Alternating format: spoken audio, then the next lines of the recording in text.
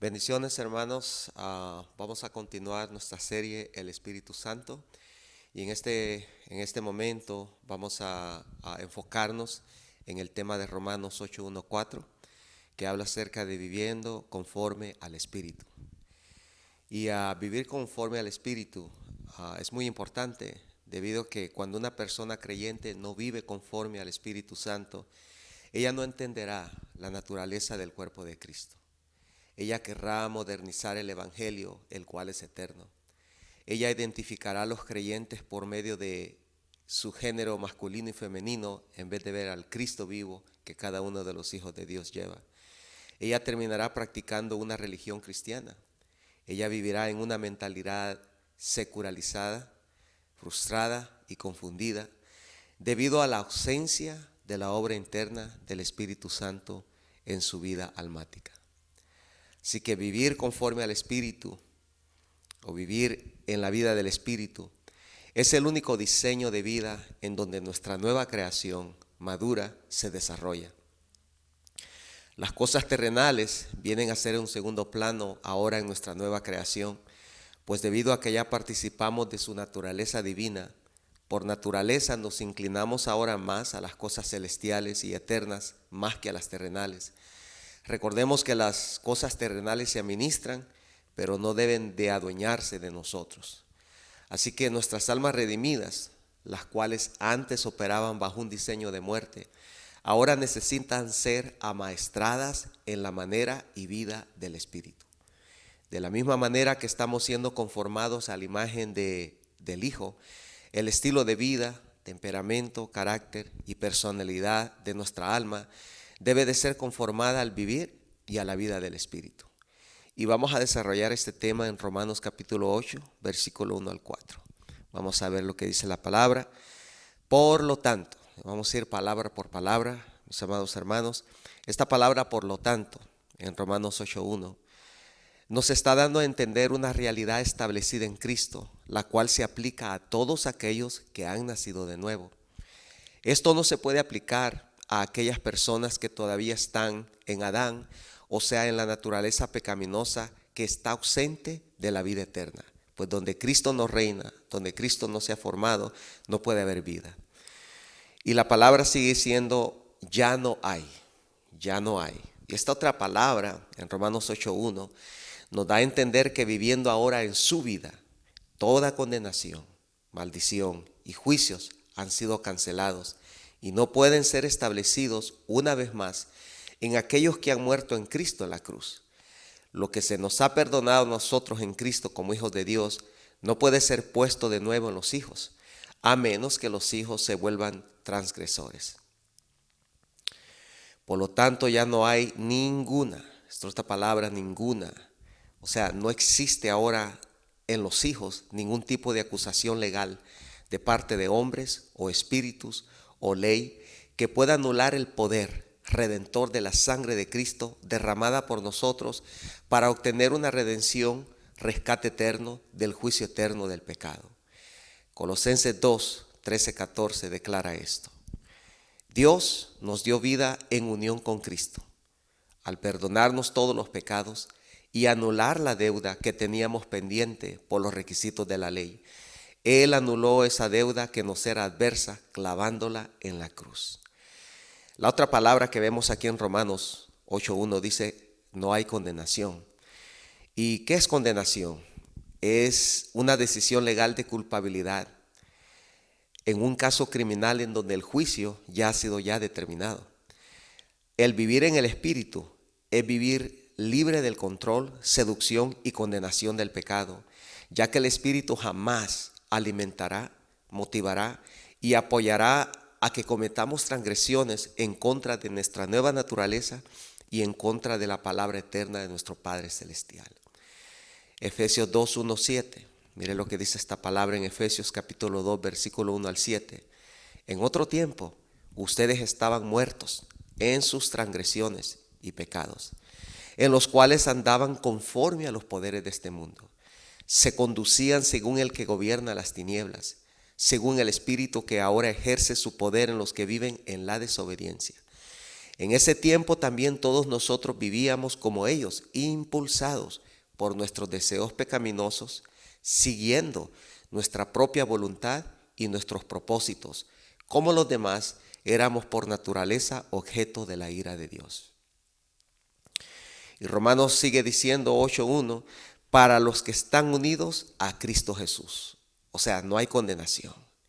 Y la pregunta aquí es, ¿qué es lo que nos unió a Cristo? Lo primero que nos ha unido a Cristo es cuando nuestro Padre Celestial nos engendró. Nos dio una nueva vida, una nueva naturaleza. Luego venimos a ser morada de Dios, morada de su Espíritu. Luego somos posicionados como miembros del cuerpo de Cristo, en donde Cristo es nuestra cabeza. Y se nos dio el Espíritu del Hijo que clama en nosotros, Abba, Padre, expresando así una comunión eterna, la cual hoy vivimos en Cristo y con el Padre. Entonces se nos da a entender que hemos entrado a esta comunión eterna con el Padre y el Hijo, uniéndonos así, escuche esto, por toda una eternidad. Y Efesios 2:4-7 declara esto. Pero Dios, que es rico en misericordia, por su gran amor por nosotros, nos dio vida con Cristo, aun cuando estábamos muertos en pecados. Por gracia ustedes han sido salvados. Y en unión con Cristo Jesús, Dios nos resucitó y nos hizo sentar con Él en las regiones celestiales, para mostrar en los tiempos venideros la incomparable riqueza de su gracia, que por su bondad derramó sobre nosotros en Cristo Jesús. Y Romanos 8:2 sigue diciendo, pues por medio de Él, ¿verdad? Por medio de Él. Entendamos algo. Dios desde la eternidad planeó en el Verbo, su Hijo, nuestra redención eterna, y todo aquello que Dios planeó y estipuló en la eternidad no puede ser cambiado por hombre, religión o cultura. Por eso lo que predicamos es un evangelio eterno, es una redención eterna, es una comunión eterna, es una herencia eterna, es un reino inconmovible del cual somos herederos. Primera de Pedro 1:20 declara, Cristo, a quien Dios escogió antes de la creación del mundo, se ha manifestado en estos últimos tiempos en beneficio de ustedes. Seguimos leyendo el texto. Pues por medio de Él, la ley del Espíritu de vida me ha liberado. La ley del Espíritu de vida me ha liberado. La ley del Espíritu es el poder y autoridad de dar vida, conformar nuestras almas a la imagen del Hijo. Es impartir santificación y renovación hasta que todos seamos conformados a la plena estatura de Cristo. Es una ley eterna que gobernando nuestra nueva creación, permanecemos ahora en una libertad eterna. ¿Qué significa estar liberado? Significa estar libre de la paga del pecado, del poder del pecado y de la práctica del pecado como estilo de vida. Para entonces entrar a una vida llena de poder, autoridad, entendimiento y unidad al diseño eterno de la vida que es Cristo mismo. Así que el texto sagrado dice, la ley del Espíritu de vida me ha liberado. ¿De qué? De la ley. Estudiemos esta palabra, de la ley. La ley es buena. La ley de Dios es buena, pero debido a la naturaleza pecaminosa del hombre, la ley vino a ser el medio utilizado por el pecado para sujetar su control sobre las almas de las personas, así como la base para el juicio de Dios. Pero debido a que los hijos de Dios han muerto a la ley a través de la unión con Cristo, hemos escapado ya de tal juicio. Así que seguimos, la ley del Espíritu de vida me ha liberado de la ley del pecado y de la muerte. Esta ley del pecado y de la muerte se refiere a la autoridad y el poder del pecado que ata, sujeta y conduce a la muerte. Esta ley tiene poder solamente, atención a esto, solamente en la naturaleza humana caída en que nacemos, llevándonos fácilmente a ser dominados por ella. Es por eso que es necesario nacer de nuevo. Es la única manera de ser liberados de esta doble ley. La ley de Dios es buena y produce vida. Mantuvo a Adán y Eva llenos de vida, revestidos de gloria en Génesis 1 y Génesis 2. Pero cuando ellos traspasaron el mandamiento eterno, rechazando así la única vida y la ley que sostiene a todo ser creado a su imagen, el pecado les hizo morir espiritualmente, engendrando en ellos una naturaleza rebelde y enemiga de Dios. Y es en esa naturaleza enemiga de Dios en donde la ley de Dios se vuelve muerte en vez de vida. Romanos 8:3 sigue hablando. Veamos, en efecto, la ley no pudo liberarnos porque la naturaleza pecaminosa anuló su poder. La ley trató, pero ya su naturaleza original y humanidad santa había sido muerta. Por lo tanto, ya no tenían el poder, la voluntad para obedecer y vivir bajo la ley pura y perfecta de vida de Dios. Estamos hablando de Adán y Eva, antes de que ellos cayeran. Por eso dice la Escritura, Dios envió a su propio Hijo en condición semejante a nuestra condición de pecadores. Recordemos que Cristo nunca pecó, ni había pecado en él.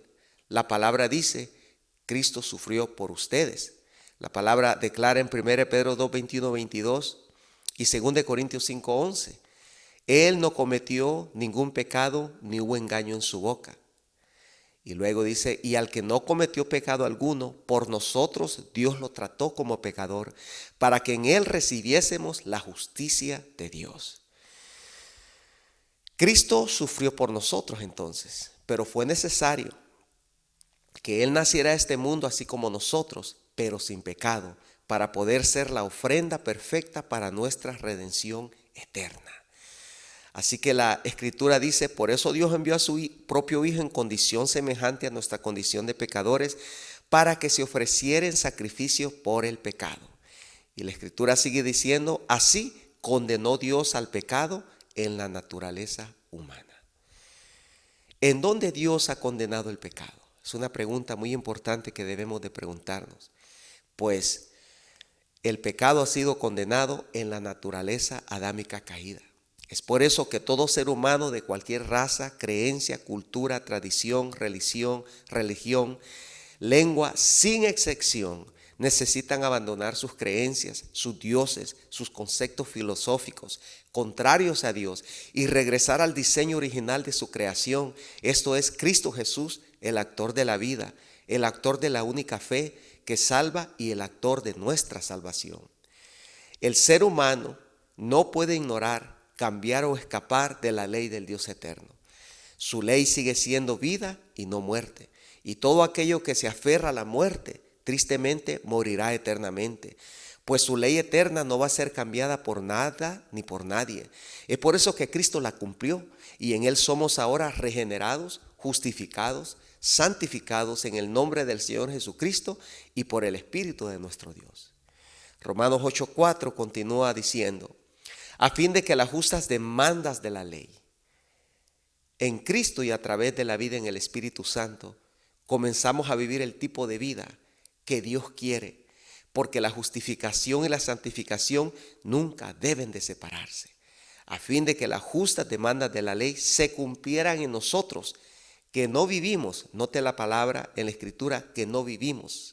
Se refiere a nuestro estilo de vida y conducta, se refiere a nuestra mente, voluntad y emociones conducidas y gobernadas por una sola ley, la ley del Espíritu de vida en Cristo Jesús.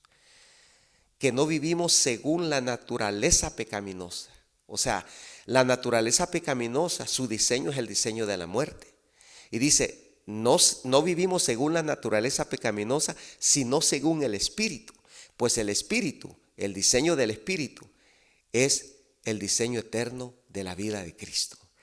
Y es gracias a esta nueva creación, naturaleza gobernada por la vida del Espíritu, que naturalmente estamos continuamente produciendo frutos que le agradan a Él en todo.